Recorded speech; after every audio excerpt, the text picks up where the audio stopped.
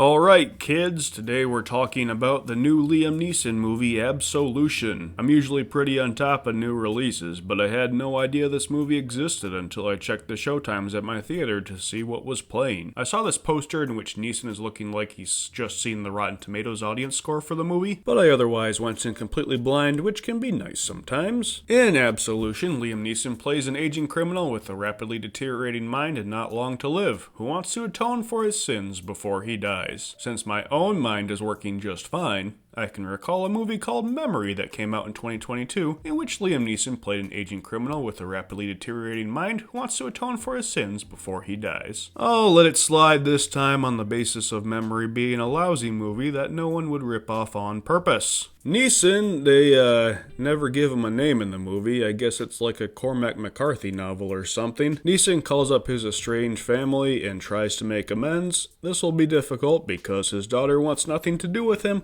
and the Boston gangster life is harder to escape than a rip current in a lake of glue. But the lucky thing for Neeson is, no matter how many times he fails, he won't remember any of them.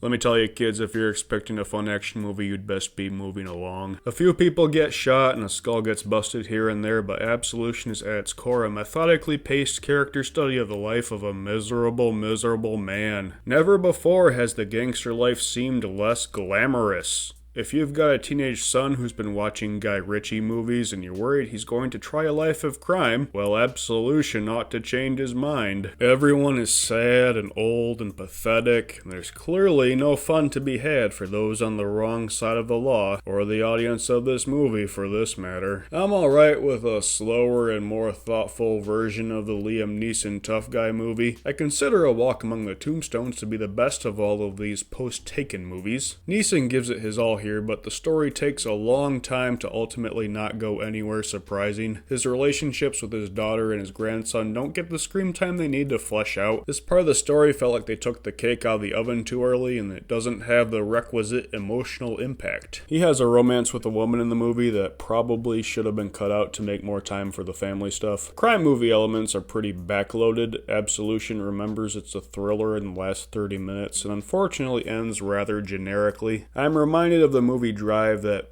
overcame a potentially dull storyline with pure, wonderful filmmaking. Unfortunately, that kind of directorial flair isn't there. The movie's as businesslike as its poster. Still, I wasn't annoyed or personally insulted like I was the last time I reviewed a Liam Neeson movie. I'm probably coming down on this harder than I intend to because I do appreciate the attempt to make a mature movie for the grown-ups, and Neeson is very good here. It's just mostly boring.